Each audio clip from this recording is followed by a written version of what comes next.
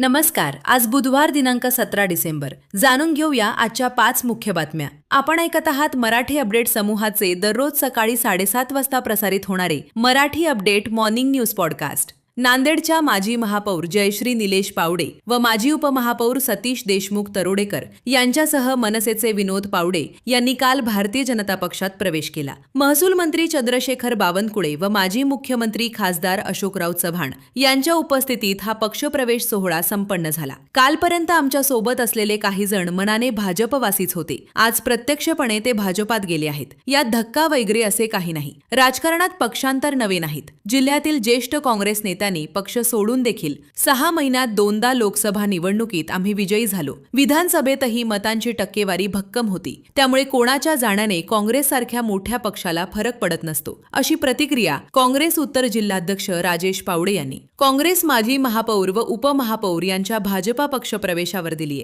मनपा निवडणुकीच्या पार्श्वभूमीवर भाजपाच्या समन्वय समितीची बैठक मंत्री चंद्रशेखर बावनकुळे, अशोकराव चव्हाण यांच्या उपस्थितीत काल नांदेड येथे घेण्यात आली. या बैठकीत नेत्यांनी प्रमुख पदाधिकाऱ्यांना विजयाचा कानमंत्र दिला. शनिवार दिनांक 20 डिसेंबर रोजी होत असलेल्या धर्माबाद नगर परिषद निवडणुकीतील राष्ट्रवादी काँग्रेस पक्षाच्या उमेदवारांच्या प्रचारार्थ उपमुख्यमंत्री अजित पवार यांची आज सायंकाळी 5 वाजता गुजराती कॉलनी मैदान धर्माबाद येथे प्रचार सभा होणार आहे. दक्षिण भारतात प्रसिद्ध असलेली लोहा तालुक्यातील श्री क्षेत्र माळेगाव येथील श्री खंडोबाची भव्य यात्रा उद्या दिनांक 18 डिसेंबर पासून सुरू होत असून दिनांक 18 ते 25 डिसेंबर या कालावधीत नांदेड जिल्हा परिषदेमार्फत भव्य कृषी प्रदर्शन, विविध सांस्कृतिक, कृषी व पशुसंवर्धन विषयक स्पर्धेचे आयोजन करण्यात आले, अशी माहिती जिल्हा परिषदेच्या मुख्य कार्यकारी अधिकारी तथा प्रशासक मेघना कावली यांनी दिली आहे. दररोज Marathi update morning news podcast ऐकण्यासाठी मराठी अपडेट पॉडकास्ट चॅनलला सबस्क्राईब करा.